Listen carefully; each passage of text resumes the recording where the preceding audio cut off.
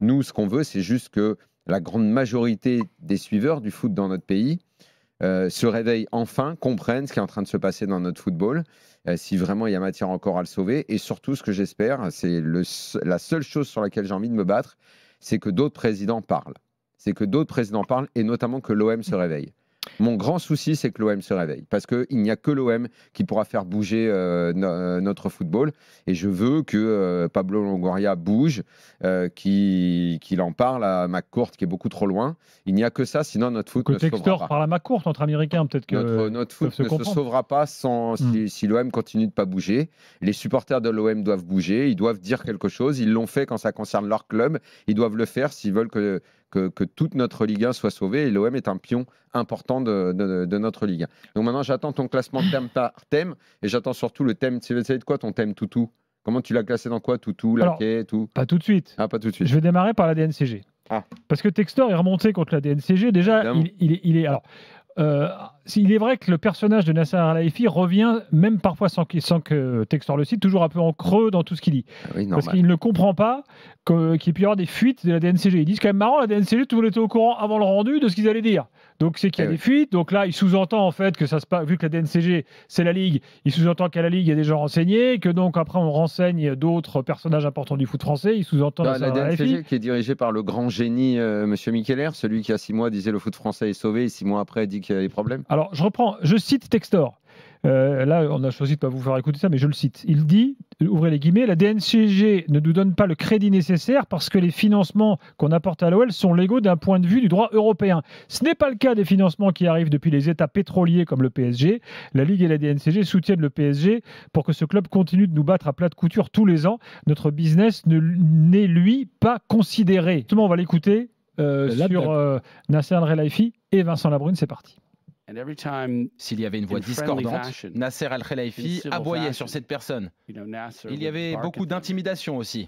Le président de la Ligue était assis, sans rien dire, comme un toutou. La Ligue est d'une manière assez folle, dominée par cet homme. Et ça, je n'en avais vraiment pas conscience. L'influence du PSG sur la Ligue et même sur la DNCG est quelque chose qui mérite d'être regardé de plus près. Ça va sûrement faire fulminer le grand patron de la DNCG, mais il y a une forme d'incorrection. Il faut que la DNCG soit particulièrement précautionneuse pour garder son indépendance vis-à-vis de la Ligue. Je pense même que la DNCG ne devrait pas être gérée par la Ligue. La DNCG ne devrait pas appartenir à la Ligue. Par exemple, les adresses mail des gens de la DNCG sont hébergées à la Ligue. Bon.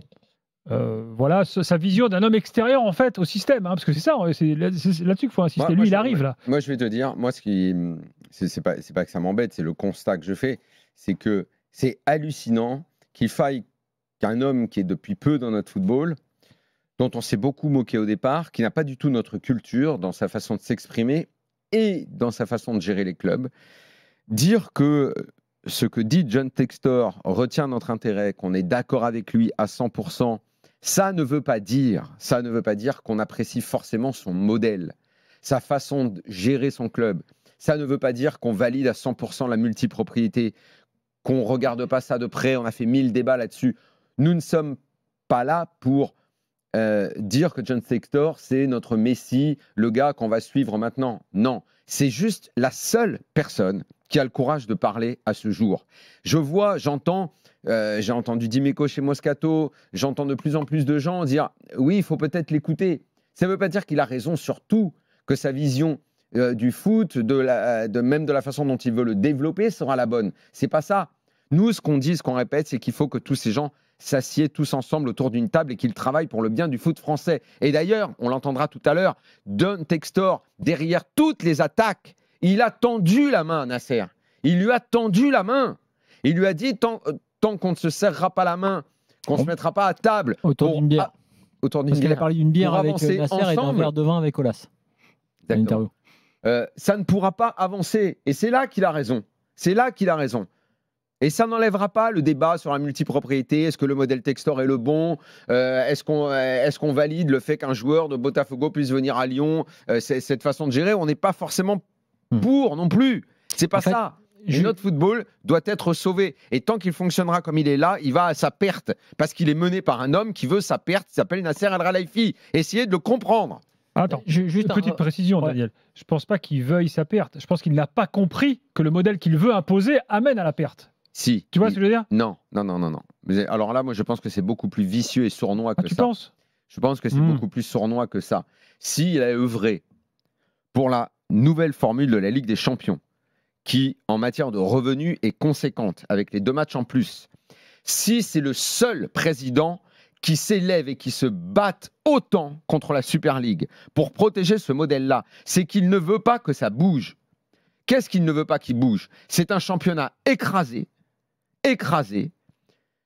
pour lui laisser le temps de jouer la Coupe d'Europe, qu'il n'a même pas forcément envie de gagner. Il ne fera plus tout pour la gagner comme il a fait à une époque, en dépensant beaucoup d'argent. Il a ses 8 matchs, il a sa participation en quart de finale. Le business model, il est nickel, parce qu'il ne dépensera pas autant d'argent qu'il en a dépensé à une époque. La masse salariale a été considérablement réduite au PSG. Ce qu'il veut, c'est écrabouiller la Ligue 1. Il n'en a rien à cirer de Vincent Labrune, qui est son laquais, de tous les présidents qui lui mangent dans la main. Ce qu'il veut, c'est bousiller la Ligue 1. Ça ne l'intéresse pas. Si ça l'intéressait, t'inquiète pas que Bein aurait donné un peu plus d'argent et ne rechignerait pas pour payer les traites, pour faire tout ce qu'il faut. Mais là, peut-être que tu vois un truc un peu machiavélique. Moi, je pense juste que c'est pas machiavélique, c'est du business. C'est une erreur de stratégie. D'ailleurs, Textor dit... Que ce soit une erreur de business, oui, mais c'est son business. Textor dit, je cite encore, parce que c'est important, il dit, il a cette idée qu'il a le club le plus riche du pays et qu'il distribue les miettes et qu'elle constitue une aide pour l'ensemble du football français. Donc ça confirme ce qu'on explique là. Voilà. Mais le pire, c'est que énormément de présidents sont d'accord. Énormément. Il doit rester qui là ? Peut-être Caillot et encore. Même Nicolin finit par ouvrir les yeux. Ils ont tous ouvert les yeux. Mais qu'il y en ait un qui parle, bon sang, parlez. Battez-vous pour notre football, c'est important. D'ailleurs, Daniel, Textor dit dans l'interview, il commence à faire un compte des gens qui sont d'accord avec lui. Il n'y en a pas trop. Enfin, il donne 2-3. Non. Gourian, Kita. Voilà, non, mais très concrètement, dans l'interview, il dit il y en a 3, mettons, de mémoire. Et il dit en revanche, il y en a 5 autres, ou 6 autres, je ne sais plus comment il dit, mais qui n'osent pas parler et je ne sais pas de quoi ils ont peur. En gros, les mecs n'osent pas se lever contre la Brune. Voilà. Alors, ça veut dire c'est un peu entre 3 et 8. Non, mais tu fais bien de dire ça, de faire noter ça. Ça, c'était un aspect très important. Pour rentrer dans les détails de l'interview, et d'ailleurs, je félicite Antoine Varnier, qui était à la manœuvre, producteur de Rotten sans flamme. En fait, il qualifie, dans ce qu'il a décrit dans ce que vous avez entendu, il qualifie Vincent Labrune de lapdog. Donc la traduction, moi, je dis quoi ? Moi, il y a différentes traductions. Moi je dis laquais parce que c'est plus propre que tout. Là, le traducteur a traduit. Lapdog, c'est chien à sa mère, non ? Oui, bah oui, c'est un petit chien. Et c'est marrant parce que ce qui est assez marrant, c'est que si tu regardes bien dans la sémantique, il dit que Nasser aboie et que Labrune est un chien à sa mémère. Donc il est très porté sur les animaux. Les métaphores, je pense qu'il avait préparé sa formule. La métaphore canine. Il avait préparé sa formule. Je vais juste revenir sur un point, sortir du sujet, enfin sortir et pas du sujet Nasser, parce que c'est évidemment le point saillant de l'interview, et justement pour dire que quelque part, Textor me fait penser à des gars, et alors n'y voyez aucune allusion quelconque, mais à Tapi. C'est-à-dire que Tapi arrive, fait une analyse du championnat, pareil, on aime, on n'aime pas Tapi, on connaît toute l'histoire par cœur, mais Tapi, lui, justement, dit il faut un championnat compétitif.